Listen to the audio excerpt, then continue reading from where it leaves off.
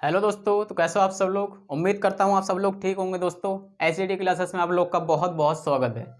दोस्तों आप लोग को मालूम ही होगा कि लास्ट लेक्चर में हम लोगों ने करा था इसका हमने आयत से रिलेटेड क्वेश्चन करे थे। उसी सेशन को आज कंटिन्यू करते हुए आज हम वर्ग से रिलेटेड क्वेश्चन इसमें करेंगे, जो कि आगामी एग्जाम सीटेट जुलाई जो 2023 में जुलाई में होने वाला है उसके लिए बहुत इंपॉर्टेंट है। ठीक है दोस्तों, उसी के लिए मैंने ये सीरीज स्टार्ट की हुई है जिसमें मैं आप लोग को पहले नंबर सिस्टम अलजेब्रा करा चुका हूं और उसके बाद में मैंने मेंसुरेशन स्टार्ट की है, जिसमें मैं आप लोग के लिए त्रिभुज करा दिया है और आयत करा दिया है। उसी का सेशन आगे बढ़ाते हुए आज मैं आप लोग के सामने लेकर आया हूं वर्ग। ठीक है दोस्तों, तो बिना किसी देरी के स्टार्ट करते हैं। इससे पहले दोस्तों अगर आप चैनल पर नए हैं दोस्तों तो प्लीज़ चैनल को सब्सक्राइब करें, और कंटेंट पसंद आता है तो दोस्तों में ज़्यादा से ज़्यादा शेयर करें और लाइक और कमेंट करना ना भूलें दोस्तों। ठीक है, मैंने सारे टॉपिक वाइज टॉपिक करा रहा हूँ, मतलब सीरीज स्टार्ट की हुई है जिसमें मैंने आपके सारे टॉपिक बाई टॉपिक सारे कुछ करा रहा हूँ। ठीक है, पहले मेंसुरेशन के 2D मैंने स्टार्ट किए हुए हैं, उसके बाद 3D करेंगे।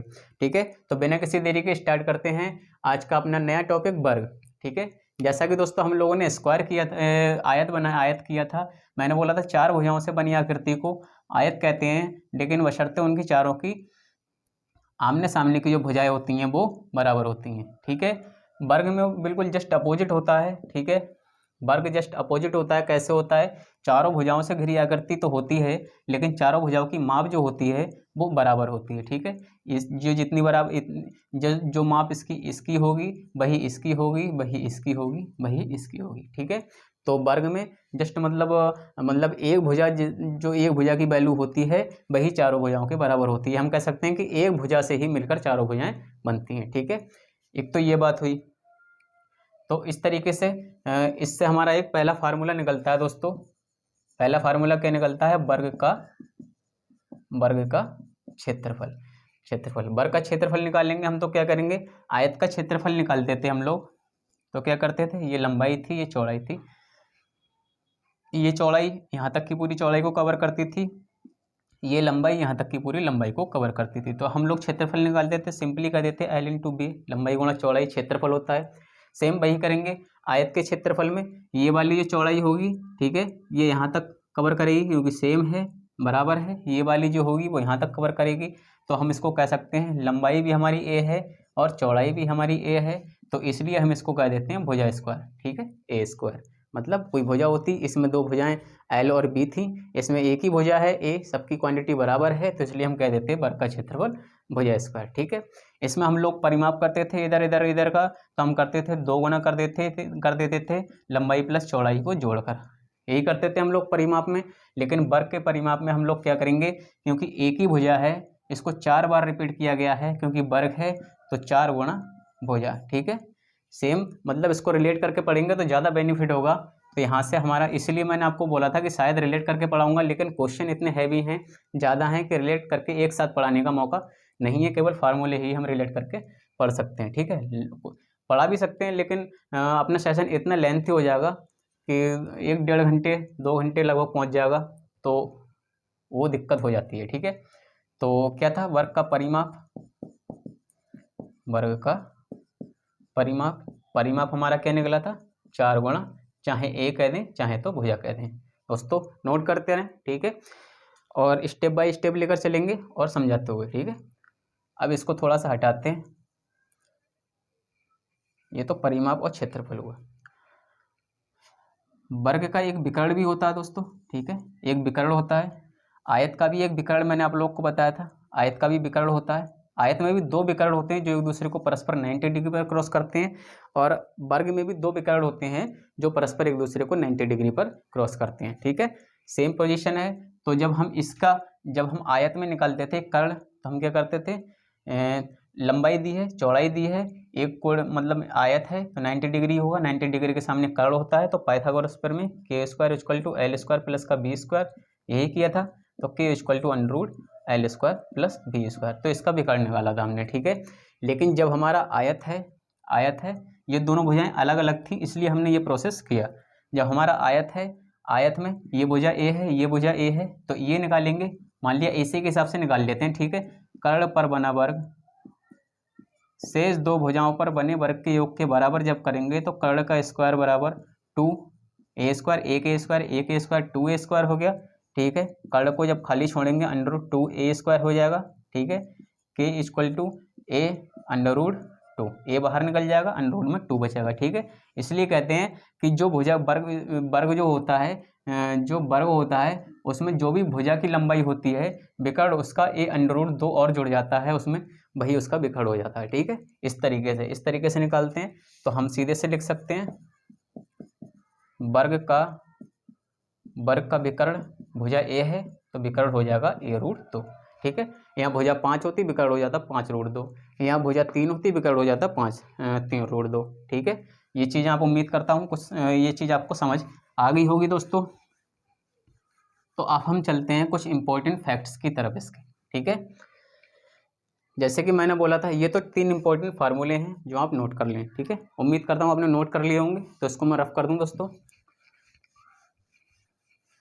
लीजिए दोस्तों, अब समझते हैं ये हमारा वर्ग है, कुछ इंपॉर्टेंट फैक्ट वर्ग से रिलेटेड, ठीक है। ये हमारे 2 विकर्ण हैं, ठीक है। सबसे पहले हम विकर्ण से रिलेटेड वो लिखेंगे कि वर्ग के विकर्ण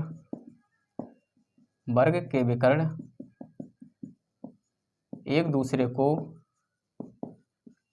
90 डिग्री पर काटते हैं, ठीक है। जैसे कि आयत में भी 90 डिग्री पर काटते थे, यहाँ भी 90 डिग्री पर काटते हैं। तो ये भी 90, ये भी 90, ये भी 90, ये भी 90, ठीक है। परस्पर एक दूसरे को वर्ग के विकर्ण एक दूसरे को 90 डिग्री पर काटते हैं। एक पॉइंट ये हो गया। अगला पॉइंट लिखेंगे कि विकर्ण पूरे वर्ग को 4 बराबर त्रिभुजों में बांटते हैं, ठीक है। दोनों विकर्ण सेम उसी की तरह आयत की तरह है, दोनों विकर्ण पूरे वर्ग को 4 बराबर, या आपसे कह सकता है सर्वांगसम, ठीक है। सर्वांगसम भी एक इसका वर्ड है जिससे दिक्कत होती है। 4 बराबर या सर्वांगसम त्रिभुज में बांटते हैं, ठीक है। ये चीज़ हो गई। और इसी के साथ एक चीज़ और है, वर्ग के जो विकर्णों का अनुपात होता है, भुजाओं का अनुपात और परिमाप, ठीक है। हाँ, तीसरा पॉइंट जो है ये हमारा है विकर्णों का अनुपात विकर्ण 1 विकर्ण 2 बराबर होता है भुजाओं के अनुपात भुजा 1 और भुजा 2, ठीक है। विकर्णों का अनुपात बराबर होता है भुजाओं के अनुपात भुजा 1 भुजा 2 बराबर होता है परिमाप, ठीक है। परिमाप 1 और परिमाप 2, ठीक है। ये कैसे होता है, देखिए दोस्तों, मान लिया कोई वर्ग है, इसकी भुजा x है, ठीक है। तो और इस पर कोई विकर्ण दिए गए हैं। विकर्ण क्या दिए गए होंगे, जब कोई विकर्ण दिए गए हैं, ये कोई हमारा वर्ग है, इस पर विकर्ण जब हमारी भुजा x है तो विकर्ण मैंने बताया था आपको a√2 हो जाएगा, ठीक है। a√2 हो जाएगा, सॉरी x√2, a√2 नहीं दोस्तों, x√2 जो भुजा होगी उसी के रूट में आएगा। इसी में बनाते हैं, ये हमारी भुजा है और ये हमारा विकर्ण है, तो ये हमारा x√2 हो जाएगा, ठीक है। अब क्या दिया है, विकर्णों का अनुपात बराबर भुजाओं के अनुपात। विकर्णों का अनुपात क्या होगा, जब हमारी भुजा x है तो विकर्ण हो जाएगा x√2/x√2, ठीक है। भुजाओं का अनुपात क्या हो जाएगा, भुजा हमारी x है तो x/x, ठीक है, भुजा x है। अब क्या दिया, परिमापों के अनुपात के बराबर होगा। वर्ग का परिमाप मैंने आपको बताया था 4 गुना भुजा 4a, ठीक है। तो परिमाप हो जाएगा हमारा 4a, परिमाप 4a मतलब a नहीं लेंगे, जो भुजा है हमारी वही लेंगे 4x, ठीक है। 4x विकर्ण है, 1 और 2 हैं तो x1 x2 x1 x2, ठीक है, और 4x1/4 x2, ठीक है। ये हमारा आने वाला, इसलिए हम लिखते हैं विकर्णों का अनुपात बराबर भुजाओं का अनुपात बराबर परिमापों का अनुपात। यहाँ से हम क्या करेंगे, √2 से √2 कट जाएगा, 4 से 4 कट जाएगा। आप ध्यान से देखेंगे x1/x2 x1/x2 x1/x2, ठीक है। तो यहाँ से हमारा निकल कर आता है, अगर x1/x2 की अगर x की वैल्यू हम 1 मान लें, ठीक है, या तो यहीं से भी समझ जाओ सारा कुछ बराबर आ गया। अगर 1 भी मान लें तो हमारा 1 अनुपात 1 हो जाएगा। इससे हमें एक इम्पोर्टेंट पॉइंट निकल कर आता है कि विकर्णों का अनुपात, आप नोट करके लिख लें, विकर्णों का अनुपात बराबर होता है भुजाओं के अनुपात के, बराबर होता है परिमापों के अनुपात के। ठीक है, तो ये कुछ इंपॉर्टेंट फैक्ट थे और इससे क्वेश्चन अक्सर पूछ लेता है सीटेट में दोस्तों। ठीक है, ये वाली जो टर्म है, इसलिए मैंने इसको आपको ईजिली समझाया भी और लिखाया भी। ठीक है, और कैसे आता है ये भी बताया। तो आपको ये टर्म तो आपको हर हाल में याद करनी पड़ेगी। एक दो बार आप इसको प्रैक्टिस करेंगे लिखकर, आपको याद हो जाएगी, फार्मूला बेस्ड टर्म है। ठीक है, तो अब बिना किसी देरी के चलते हैं क्वेश्चन नंबर 1 की तरफ। पहला क्वेश्चन है दोस्तों, क्वेश्चन की तरफ चलते हैं। क्वेश्चन हमारा, उस वर्ग का क्षेत्रफल ज्ञात करो जिसका विकर्ण 6 मीटर है। तो वर्ग का क्षेत्रफल ज्ञात करो जिसका विकर्ण 6 मीटर है। वर्ग का विकर्ण 6 मीटर दे रखा है, तो सीधे हम विकर्ण का ही फार्मूला लगाएंगे। ठीक है, वर्ग का विकर्ण मैंने आप लोगों को क्या बताया था, भुजा रूट 2। ठीक है, क्या बताया था, भुजा रूट 2, जो कि था हमारा विकर्ण, भुजा रूट 2। वर्ग का विकर्ण जो था हमारा वो था भुजा रूट 2। विकर्ण दे रखा है हमारा 6 और भुजा मान लिया हमारी कोई x है। क्षेत्रफल ज्ञात करने के लिए भुजा जरूर ज्ञात करनी पड़ेगी। तो भुजा हमारी कोई x है और विकर्ण है हमारा 2। ठीक है, तो यहाँ से हमारी भुजा आ जाएगी दोस्तों 6/√2। ये आ गई हमारी भुजा। अब क्या पूछ रहा है, उस वर्ग का क्षेत्रफल पूछ रहा है। तो वर्ग का क्षेत्रफल निकालने के लिए लंबाई गुणा चौड़ाई या भुजा स्क्वायर। ठीक है, भुजा स्क्वायर, क्योंकि भुजा एक ही होती है तो लंबाई गुणा चौड़ाई भुजा स्क्वायर हो जाएगी। भुजा दी है हमारी 6/√2, 6/√2 इंटू 6/√2। ठीक है, ऊपर की गुणा करेंगे, 6 छंग 36, √2 की गुणा करेंगे तो 2 आ जाएगी। 2 से 18 को काट देंगे, 36 को काट देंगे तो 18 क्या दिया, मीटर में दिया है, वर्ग मीटर। ठीक है, वर्ग मीटर या मीटर स्क्वायर। बहुत ही बेसिक क्वेश्चन था दोस्तों, फार्मूला बेस्ड क्वेश्चन था। इससे सीधे आपको फार्मूले का यूज करना आएगा दोस्तों। ठीक है, चलते हैं बिना किसी देरी के अगले क्वेश्चन की तरफ। अगला क्वेश्चन दिया दोस्तों, क्वेश्चन है किसी वर्ग का विकर्ण 4√2 सेंटीमीटर है।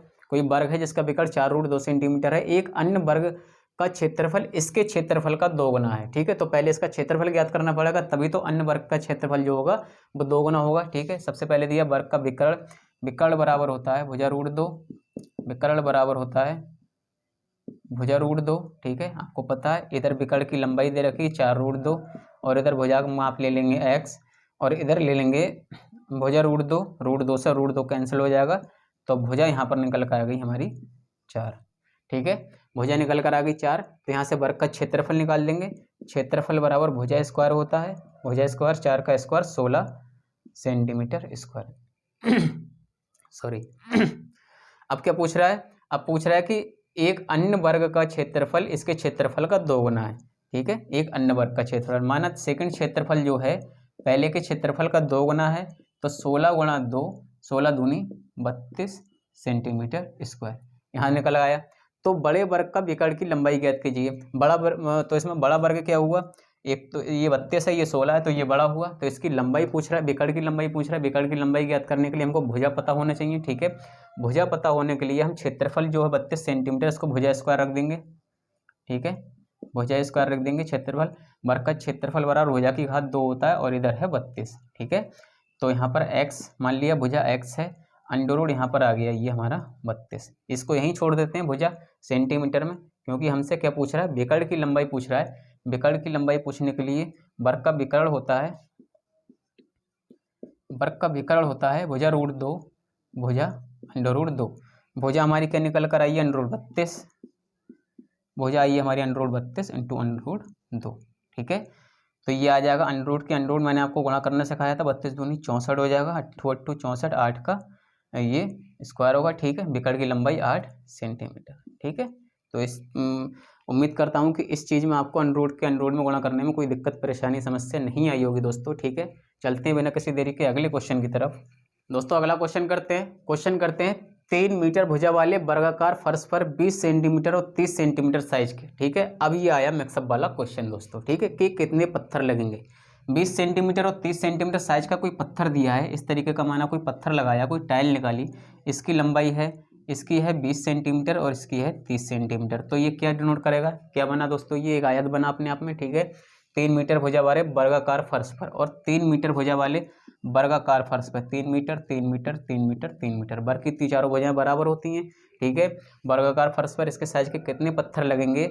अगर हम 3 मीटर भुजा वाले वर्ग का क्षेत्रफल और इसके बटे में अगर आए इसे फर्श पर साइज के पत्थर जो निकलेंगे, पत्थर का क्षेत्रफल मतलब आयत का क्षेत्रफल, उसके बटे में कर दें, पत्थरों की संख्या निकल आएगी।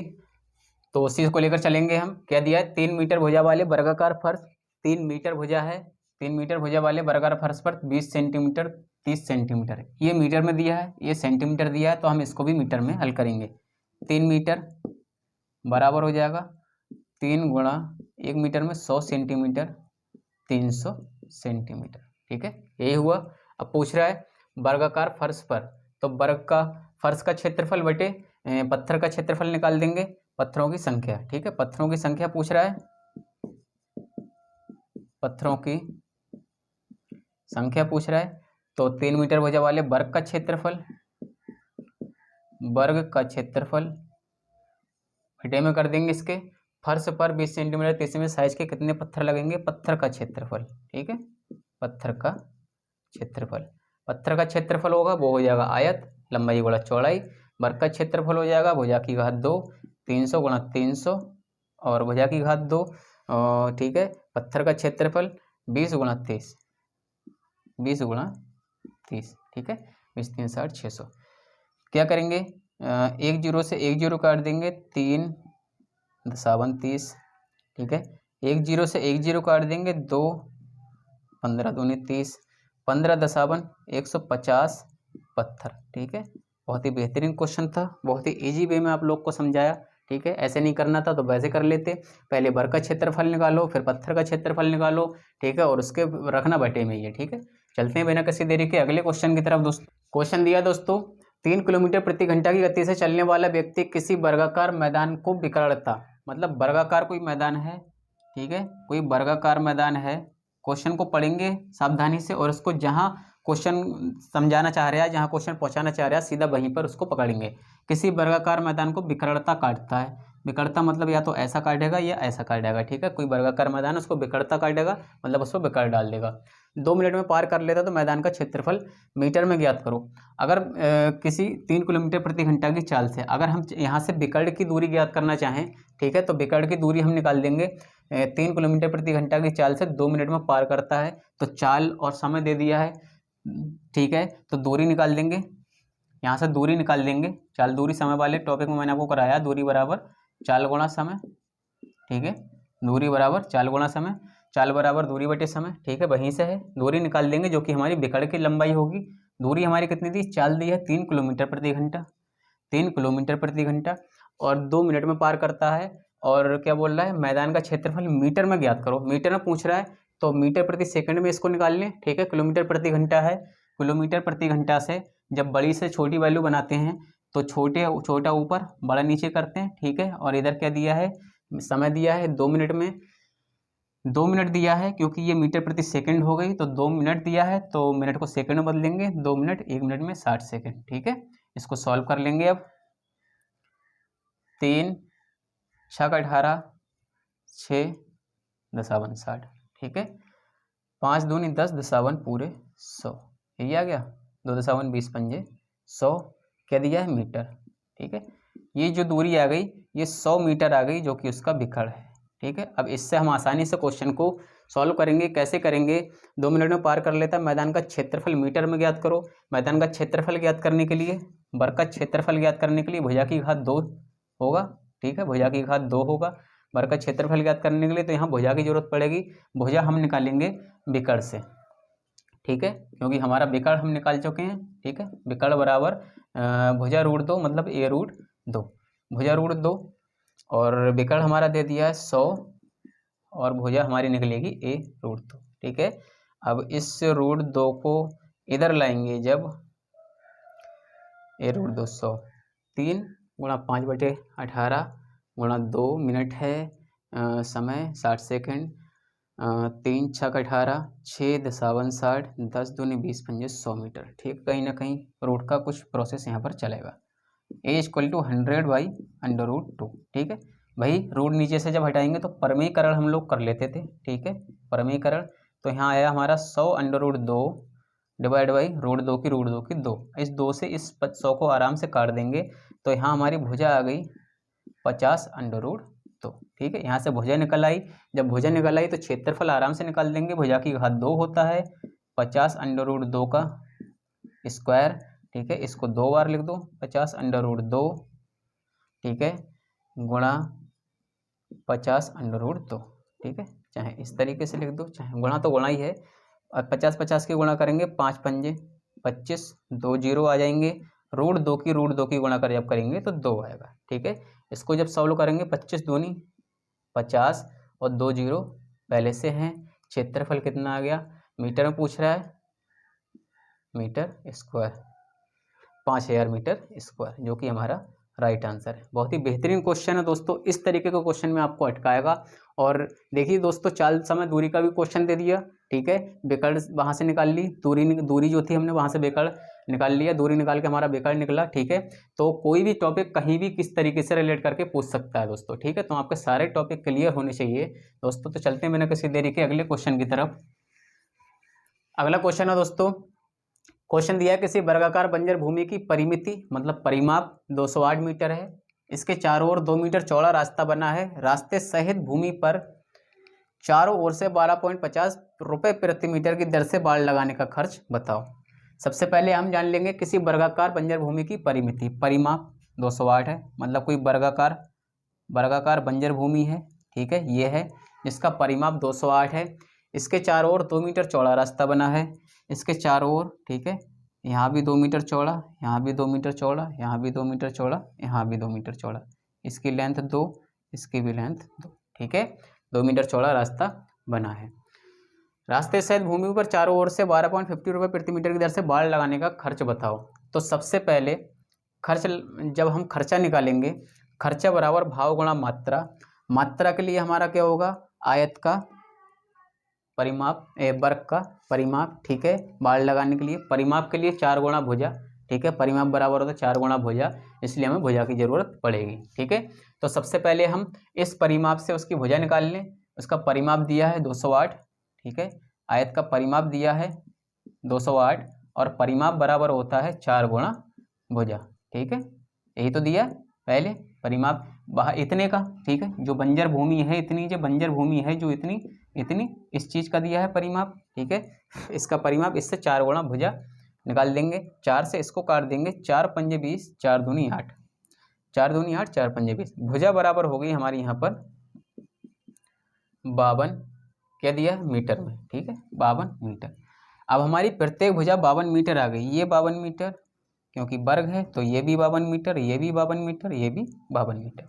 अब क्या पूछ रहा है कि चारों ओर 2 मीटर चौड़ा रास्ता बना। अब रास्ते सहित बंजर भूमि पर बाड़ लगाने का खर्च ज्ञात करो। ठीक है, तो रास्ते सहित पूछ रहा है, मतलब इस वाले पर बंजर भूमि पर इस पर लगाने का खर्च ज्ञात कर रहा है, इस पर।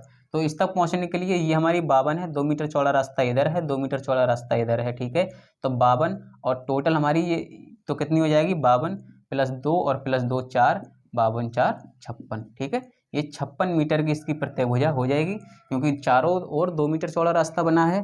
तो जब 2 मीटर चौड़ा यहाँ से यहाँ तक का है और 2 मीटर चौड़ा यहाँ से यहाँ तक का भी तो होगा, तो 2 मीटर और 2 metre 4 metre, 52 metre 4 metre 56 metre. ठीक है, यही हमसे करवाना चाह रहा है। अब क्या पूछ रहा है, चारों ओर बाड़ लगाने का खर्चा ज्ञात कीजिए। चारों ओर 12.50 रुपये प्रति मीटर की दर से बाड़ लगाने का खर्च बताओ।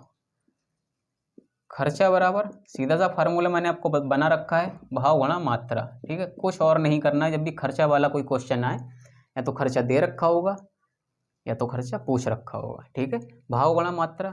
भाव क्या है हमारा 12.50 रुपये प्रति मीटर।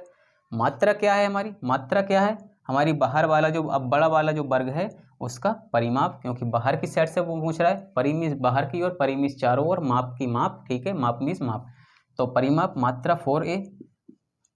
ठीक है, परिमाप होता है 4a मतलब 4 × a की जगह पे 56। ठीक है, यही रहा, सारा कुछ गुणा में है। इसको हटा देंगे यहाँ से, बटे में इसके 2 के बाद दशमलव है तो 2 के पहले दशमलव तो 2 जीरो लग जाएंगे। ठीक है, इसको कर दिया हमने, इसको काट दिया हमने 4 25 चौक 100। ठीक है, 25 देखें तो 25 पंजे 125 हो जाएगा और एक यहाँ जीरो बच जाएगा। ठीक है, अब हमारा बचा 50 गुणा 56, इसकी हम मल्टीप्लाई कर देंगे। 0 तो 0 लगा लिया हमने यहाँ पहले, 5 से इसकी मल्टीप्लाई कर दें। 5 छक्के 30, 3 बचे, 5 पंजे 25 और 3 28, 2800 रुपये इसका टोटल खर्चा आएगा 12.50 रुपये प्रति मीटर की दर से बाड़ लगाने का, ठीक है, तो पूरे वर्ग में। इतने क्वेश्चन है दोस्तों, केवल मतलब थोड़ा सा ऐसा दिया, पहले छोटा सा वर्ग दे दिया है, फिर उसके बाहर 2 मीटर का रास्ता बनाया है। तो बस आपको यही चेक करवाना चाह रहा है कि 2 मीटर का जब रास्ता बनाए आप ऐसा ना करें कि 52 में 2 जोड़ दें, केवल 54 कर दें, केवल इसलिए आपसे पूछ रहा है कि 2 मीटर है तो 2 मीटर इधर भी बढ़ा है, 2 मीटर इधर भी बढ़ा है, तो टोटल लंबाई 56 मीटर हो गई। बस यही एक छोटा सा लॉजिक है इस क्वेश्चन में। चलते हैं अगले क्वेश्चन की तरफ दोस्तों। अगले क्वेश्चन की तरफ चलते हैं दोस्तों। अगला क्वेश्चन है, किसी वर्ग के क्षेत्रफल तथा वर्ग के विकर्ण पर बने वर्ग के क्षेत्रफल का अनुपात ज्ञात करो। सबसे पहले जानेंगे, वर्ग है ये कोई हमारा, ठीक है, ये हमारा वर्ग है, इस वर्ग का क्षेत्रफल, ठीक है। मान लिया इसकी भुजा a है, इसकी भुजा a है, ठीक है, तो इसका विकर्ण क्या हो जाएगा, इसकी भुजा जब a है तो इसका विकर्ण हो जाएगा a√2, ठीक है। कई बार करा चुका हूँ, बहुत ही बार, अभी जब से वर्ग स्क्वायर हमने स्टार्ट किया है तब से, और पहले भी मैं आप लोग को बता चुका हूँ ट्रायंगल में इसके बारे में।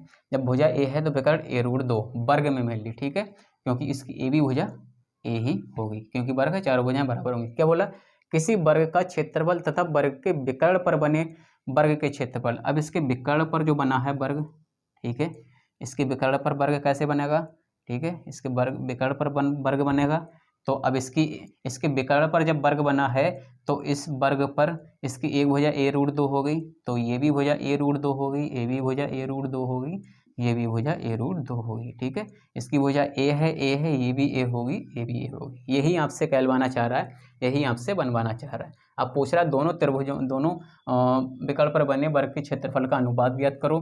किसी वर्ग के क्षेत्रफल, वर्ग का क्षेत्रफल, यहाँ से हम भुजा है तो वर्ग का क्षेत्रफल क्या निकालेंगे, वर्ग 1 का क्षेत्रफल, ठीक है, और अनुपात पूछ रहा है वर्ग 2 का क्षेत्रफल, ठीक है। इस तरीके से वर्ग 1 का क्षेत्रफल, भुजा की घात 2, इसकी भुजा है a तो भुजा की घात 2 a² हो जाएगा, ठीक है। और वर्ग 2 का क्षेत्रफल, भुजा की घात 2, इसकी भुजा है a√2, इसका दोनों का स्क्वायर, ठीक है। इधर हो जाएगा a² डिवाइड बाई इसका हो जाएगा a² इंटू, अब इसका रूट है, रूट पर स्क्वायर है तो ये रूट से फ्री हो जाएगा, ठीक है, 2 बचेगा, केवल स्क्वायर से उसका रूट कट जाएगा, तो a² से a² कट जाएगा। तो इसका अनुपात पूछा है 1/2 बचा है, जो इसको हम अनुपात में लिखें तो 1:2 आ जाएगा। बस यही हमारा राइट आंसर है और यही हमसे पूछा गया दोस्तों। बहुत ही बेहतरीन क्वेश्चन है और बहुत ही ज़्यादा बार पूछने वाला क्वेश्चन है, बार बार, ठीक है। तो मोस्ट इंपॉर्टेंट क्वेश्चन इस पर डाल लें आप, बिना किसी देरी के चलते हैं अगले क्वेश्चन की तरफ, ठीक है। अगला क्वेश्चन है दोस्तों, क्वेश्चन दिया है किसी वर्ग के अंत तथा परिवृत्तों का क्षेत्रफल ज्ञात करो। कोई एक वर्ग है, कोई एक वर्ग दे रखा है, कोई एक वर्ग दे रखा है, ठीक है, एक बार इसके अंतःवृत्त और एक बार इसके परिवृत्त का क्षेत्रफल ज्ञात करो, ठीक है। वर्ग एक ही है दोस्तों, बड़े छोटे बन गए, उससे आप टेंशन ना लें। इसके परिवृत्त बनेगा, मतलब वर्ग की चारों भुजाओं से होता हुआ बाहर के लिए। अंतःवृत्त बनेगा, मतलब वर्ग की चारों भुजाओं के अंदर होते हुए, ठीक है, इस तरीके से, ठीक है। ये अपना अंतःवृत्त हो गया वर्ग के, और ये हो गया परिवृत्त, ठीक है, बाहर की ओर बना परि, अंदर की ओर बना अंतःवृत्त। यहाँ पर कोई इसका एक, ठीक है, पॉइंट होगा, जब यहाँ पर हम लोगों ने इसको बनाया है वृत्त को, तो इसका एक केंद्र होगा, कोई केंद्र से बना होगा, ठीक है। अगर हम देखें तो कोई वर्ग है, वर्ग के जब अंतःवृत्त बना है तो ये भुजा यहाँ से जब आई है तो इसको टच करते हुई जाएगी और इसको भी टच करती हुई जाएगी, सेम है, जिसको भी टच करती हुई जाएगी इसको भी टच करते हुई जाएगी, ठीक है। तो अगर हम देखें तो इस भुजा को अगर हम सीधा यहाँ से यहाँ तक डाल लें, जो हमारा वृत्त का व्यास होता है, जो कि वर्ग की ये भुजा के बराबर हो जाएगा, ठीक है। सेम एट इज इसमें करेंगे दोस्तों, जब इसका वर्ग का जो हमारा विकर्ण होगा, वर्ग का जो विकर्ण होगा, तिरछा विकर्ण डालेंगे, जो हमारा परिवृत्त है, परिवृत्त का हमारा व्यास हो जाएगा, ठीक है। व्यास जो होता है मतलब ऐसा ही तो होता है, कोई भी वृत्त है, चाहे उसमें इस साइड से डाल दें, चाहे इस साइड से डाल दें, चाहे इस साइड से डाल दें, केंद्र को छूता हुआ जाने वाला रेखाखंड जो वृत्त को 2 बार स्पर्श करता है वो हमारा व्यास कहलाता है, ठीक है। और व्यास बराबर होता है 2 गुणा त्रिज्या, त्रिज्या जो होती है केंद्र से यहाँ तक की दूरी त्रिज्या होती है और पूरा हमारा व्यास होता है, सेम ऐसे ही होता है, ठीक है। तो हमें इसमें क्या पूछा गया है, पूछा किसी वर्ग के अंतर तथा परिवृत्तों का क्षेत्रफल ज्ञात करो। परिवृत्तों का, किसी वर्ग के अंतर तथा परिवृत्तों क्षेत्रफल ज्ञात करो नहीं होगा दोस्तों, क्षेत्रफलों का अनुपात ज्ञात करो। परिवृत्तों के क्षेत्रफलों, परिवृत्तों के क्षेत्रफल का अनुपात ज्ञात करो। क्षेत्रफल ज्ञात करने का तो कोई सवाल ही नहीं उठता दोस्तों, ठीक है, कोई वैल्यू नहीं दी है, क्षेत्रफल कैसे पूछेगा, केवल अनुपात ही पूछ सकता है, ठीक है दोस्तों। तो हम वैसे मानते थे, अपनी वैल्यू मानते थे हम वर्ग की, वर्ग तो हमारा दोनों में एक ही है, ठीक है, वर्ग की वैसे हम वैल्यू मानते थे, अक्सर हम मान लिया करते थे x, ठीक है। लेकिन यहाँ पर हम x नहीं मानेंगे, क्योंकि हो सकता है यहाँ पर हमें कोई भी वैल्यू मान सकते हैं, वैसे तो हम अपनी मर्जी से यहाँ पर, लेकिन x नहीं मानेंगे। हो सकता है हमें कहीं पर ज़रूरत पड़ जाए कि x डिवाइड बाई 2 करना है, ठीक है, तो वहाँ पर थोड़ी कैलकुलेशन में दिक्कत आ जाती है। अगर हम इसकी कोई वैल्यू, इसकी भुजा 2 मान लें, ठीक है, इस वर्ग की भुजा 2 मान लें, तो इस वर्ग की तो भुजा भी 2 होगी, ठीक है, वर्ग तो हमारा एक ही है, ठीक है, भुजा 2 होगी। तो हम देखेंगे जब हमारी ये भुजा 2 है, ये भुजा जब हमारी 2 है, तो ये भी भुजा हमारी 2 होगी, क्योंकि वर्ग है, चारों भुजाएं समान होती हैं, ठीक है। जब ये भुजा हमारी 2 है, तो ये भी भुजा हमारी 2 होगी, क्योंकि दोनों वर्ग इक्वल हैं। अब क्या पूछ रहा है, किसी वर्ग के अंतःवृत्त तथा परिवृत्तों के क्षेत्रफल का अनुपात ज्ञात करो। किसी वर्ग है, ये वर्ग है, इसके अंतःवृत्त, ठीक है, देखते हैं अंतःवृत्त, अंतःवृत्त का क्षेत्रफल बटे में बाह्य वृत्त का क्षेत्रफल, ठीक है, यही तो पूछ रहा है, बाह्य वृत्त का क्षेत्रफल। अंतःवृत्त के क्षेत्रफल के लिए क्या करेंगे, वृत्त का क्षेत्रफल क्या होता है, पाई आर स्क्वायर, ठीक है, वृत्त का क्षेत्रफल होता है पाई आर स्क्वायर। बाह्य वृत्त का क्षेत्रफल क्या पूछा, बाह्य वृत्त का क्षेत्रफल भी होता है पाई आर स्क्वायर। अभी केवल हमने इसके फार्मूले लिखे, अब वैल्यू को कैसे पुटअप करेंगे इसमें, क्योंकि मैंने 2 इसलिए लिया था, जब अंतःवृत्त की बात करेंगे तो उसमें पाई तो होता ही है, आर की वैल्यू हम निकालेंगे जब पूरी वैल्यू हमारी यहाँ से यहाँ तक की, हमारा व्यास 2 है, व्यास जब 2 है तो आर इसका आधा होता है, तो त्रिज्या हमारी यहाँ से 1 हो जाएगी, ठीक है, r1, इसकी त्रिज्या हमारी कितनी हो जाएगी, r हो जाएगी 1, ठीक है। यही हम लोगों ने, इसलिए हमने कोई ऐसी वैल्यू ली जहाँ पर हमें दिख रहा था कि वृत्तों के क्षेत्रफल की बात कर रहा है, तो वृत्तों का क्षेत्रफल पाई आर स्क्वायर होता है, इसके लिए आई की जरूरत पड़ेगी हमें, ठीक है, आई त्रिज्या, तो हम कोई ना कोई ऐसी वैल्यू क्यों ना लें जो सीधे से आधी हो जाए, ठीक है। और सेम इसी में परिवृत्त का क्षेत्रफल पूछ रहा है, तो परिवृत्त के क्षेत्रफल के लिए ये इसका, जब ये वैल्यू 2 है, ये वैल्यू 2 है, तो 2√2 हो जाएगी, सही है। इसका जो होता है हमारा कर्ण जो होता है, विकर्ण जो होता है वो a√2 हो जाता है, भुजा अगर a होती तो a√2 हो जाता है, वो मैंने आपको सॉल्यूशन करके दिखाया है, ठीक है, 2√2 हो गया। अब इसका जब इस वाले वृत्त की बात करेंगे, ये पूरा इसका व्यास हो गया, ठीक है, ये इसका पूरा व्यास हो गया 2√2, इसकी त्रिज्या की बात करेंगे 2√2/2 आधा कर देंगे, व्यास बटा 2 होता है, तो यहाँ पर त्रिज्या निकली √2, ठीक है, इसलिए हमने उसकी वैल्यू 2 रखी, इस चीज़ को आपको ध्यान रखना पड़ेगा, ठीक है। अब इसको चलो नीचे कर देता हूँ, पाई तो दोनों में बराबर है, वृत्त है, ठीक है, पाई का यहाँ भी मान 22/7 लगाऊंगा, यहाँ भी 22/7 लगाऊंगा जब भी कटना है, ठीक है, तो क्यों ना सीधे अभी काट दें यहीं पे, पाई से पाई। r1 की वैल्यू कितनी है 1 का स्क्वायर डिवाइड बाई r2 की वैल्यू कितनी है, यहाँ पर r2 की वैल्यू है √2 का स्क्वायर, यही पूछा है, r1 square upon r2 square, ये आ जाएगा अपॉन 1, ये आ जाएगा ऊपर हमारा 1 आ जाएगा, इसका रूट से स्क्वायर कैंसिल हो जाएगा, ये आ जाएगा 2, ठीक है। तो ये आ जाएगा हमारा अंतःवृत्त तथा बाह्य वृत्तों के क्षेत्रफल का अनुपात 1:2, जो कि हमारा राइट आंसर है। बहुत ही बेहतरीन क्वेश्चन है, बहुत ही बेसिक क्वेश्चन है दोस्तों, बार बार पूछे जाने वाले क्वेश्चन है, ठीक है। उम्मीद करता हूँ क्वेश्चन आपको समझ आया होगा। बस यही 2 अंतःवृत्त और बाह्य वृत्त बनाकर आपको बस कर्ण और उसका व्यास वगैरह ये सारा कुछ आना चाहिए, और मेन चीज़ है आपके दिमाग में तुरंत आना चाहिए कि वृत्त के क्षेत्रफल की बात हो रही है, वृत्त का क्षेत्रफल पाई आर स्क्वायर, मतलब आर मतलब मुझे एक उसकी त्रिज्या की जरूरत पड़ेगी, ठीक है, तो व्यास यहाँ से निकलेगा, तो व्यास कुछ ना कुछ मैं ऐसा मानूं जिसमें मुझे त्रिज्या मानने में दिक्कत ना हो, ठीक है, तो इस चीज़ का आपको ध्यान रखना है। चलते हैं दोस्तों अगले क्वेश्चन की तरफ। दोस्तों अगला क्वेश्चन है, किसी वर्गाकार मैदान का क्षेत्रफल 1764 वर्ग मीटर है, इससे 4 गुना बड़े वर्गाकार मैदान की परिमिति ज्ञात कीजिए। ठीक है दोस्तों, ये आज का हमारा लास्ट क्वेश्चन है इस टॉपिक का, और इसी के साथ हमारा स्क्वायर जो भी वर्ग हमारा टॉपिक शुरू किया था वो हमारे यहीं पर फिनिश हो जाएगा दोस्तों। तो देखते हैं किसी वर्गाकार मैदान का क्षेत्रफल 1764 वर्ग मीटर है, इससे 4 गुना बड़े वर्गाकार मैदान की परिमिति ज्ञात कीजिए। सबसे पहले देखा करोगे क्या पूछ रहा है, लास्ट में परिमिति पूछ रहा है, परिमाप पूछ रहा है। परिमाप निकालने के लिए 4 गुना भुजा, परिमाप वर्ग का परिमाप होता है 4 गुना भुजा, 4 गुना भुजा, तो इसमें भुजा की जरूरत पड़ेगी। भुजा हमारे पास है नहीं, तो हमारे पास ऊपर की कंडीशन में दे रखा है क्षेत्रफल बराबर 1764 और क्षेत्रफल बराबर हमारा होता है भुजा की घात 2। ठीक है, तो वहां से हम भुजा निकाल देंगे 1764 और भुजा की घात 2।